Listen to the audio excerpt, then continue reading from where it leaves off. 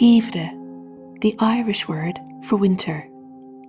When the land lies fallow and quiet, we are reminded of the old tales of the Cailleach, the winter crone, as she lays her cloak of snow and frost across the hillside. We too retreat inward, out of the cold and dark.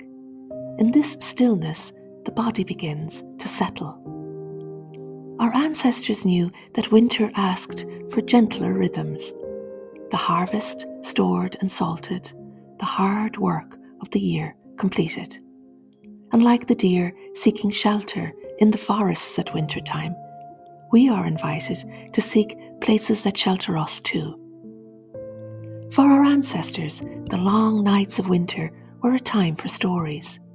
They gathered around the hearth, the Shanachie, the storyteller, weaving tales of spirits, heroes, and hidden worlds, just beyond the firelight. Geimhreadh, like all the seasons, holds inherent gifts. It bids us to rest as the land rests, to allow the deep hours of the darkness to stir our own senses, wonder, and imagination.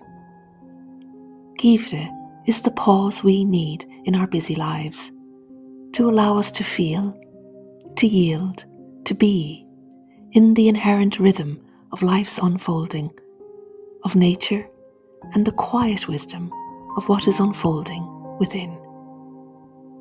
Geimhreadh, the Irish word for winter.